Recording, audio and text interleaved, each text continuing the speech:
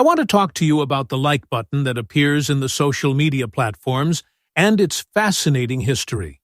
Did you know that Mark Zuckerberg actually fought against the creation of the like button for 2 years because he feared it would cheapen the human experience?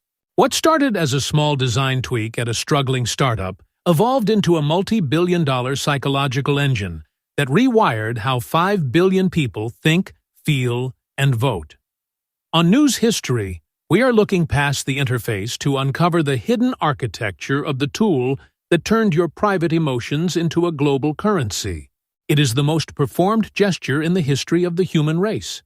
Every single day, we collectively press it over 5 billion times. It has no weight, no cost, and requires less than a calorie of energy to execute. Yet, this simple binary choice, the like, has done more to restructure human society, global economics, and the nature of truth than almost any invention of the 21st century. We think of the like button as a harmless digital shrug away to say, "I saw this," or "thanks." But in the world of media and power, there is no such thing as a harmless gesture.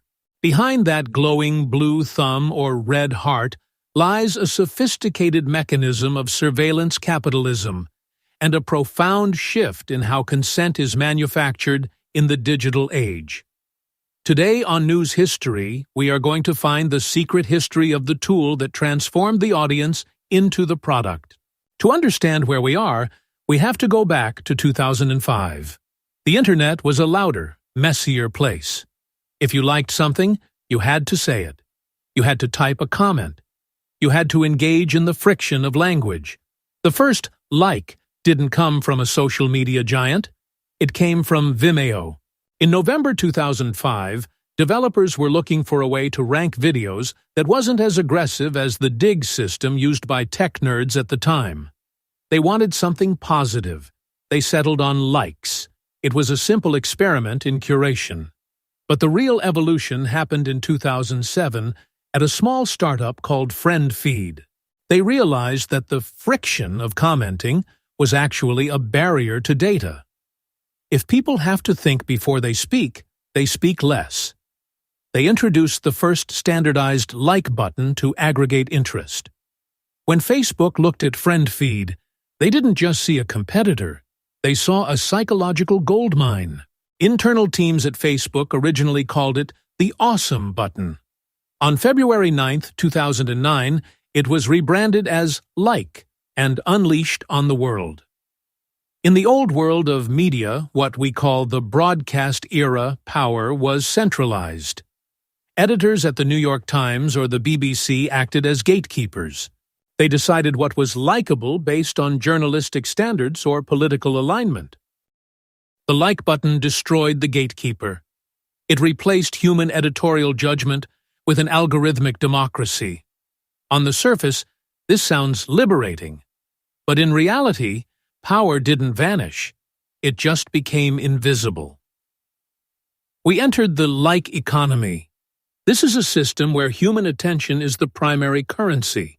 Before the like button, if a brand wanted to know if you liked their product, they had to conduct a survey. Now, we give that data away for free, every second.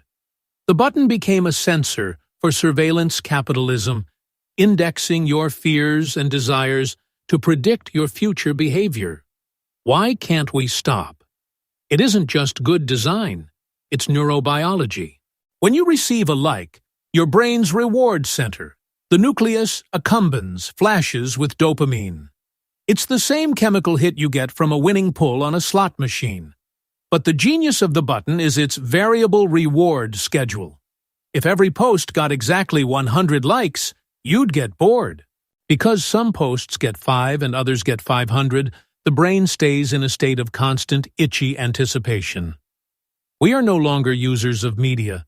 We are participants in a global Skinner box, conditioned to equate social validation with digital metrics. Identity is no longer something you have. It is something you perform for the numbers. By 2026, the psychological impact of this like-driven architecture reached a breaking point. Governments are no longer just asking platforms to be careful. they are passing laws to cut the connection entirely. In late 2025, Australia made global headlines by enacting a world-first ban on social media for anyone under the age of 16. The logic was simple. The addictive design features, specifically the feedback loops of likes and infinite scrolls, were causing a mental health crisis that parental supervision alone couldn't fix.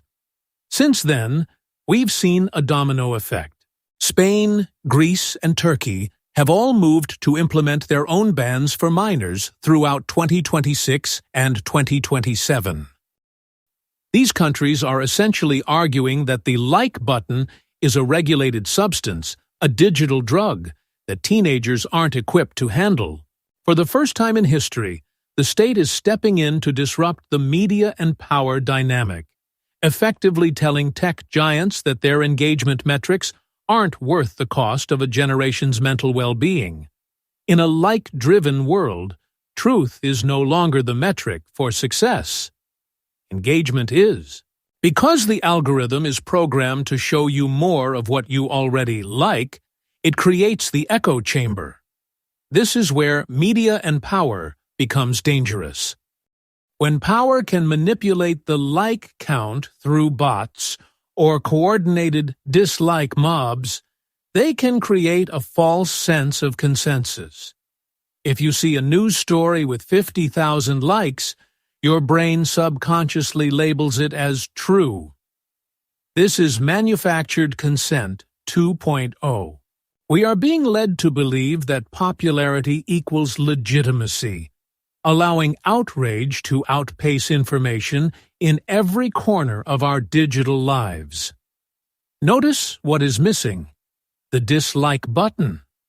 Facebook famously refused to add one for years, and YouTube recently hid the public dislike count. Why? Because negativity is bad for business.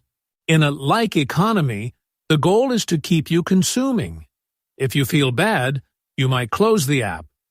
By removing the ability to publicly dissent with a single click, platforms have created a positivity bias that masks the complexity of human thought. We are forced into a binary: like or silence. And in that silence, algorithmic power grows unchecked. The history of the like button isn't a story of a cool feature.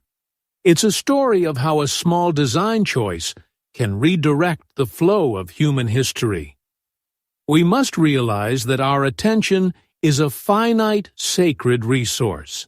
Every time we click that button, we are feeding an engine that doesn't know the difference between a heartwarming moment and a piece of propaganda designed to incite a riot. The next time you hover your thumb over that icon, remember, it's not just a button. It's a connection to a vast invisible architecture of power. And the most powerful thing you can do sometimes is not click it at all. If this deep dive changed how you look at your screen, please hit the subscribe button for news history and join our community. I want to hear your thoughts in the comments. Do you support the current 2026 trend of banning social media for teens? Or is it too little, too late? Don't forget to like this video if you want the algorithm to show this history to more people. Thanks for watching.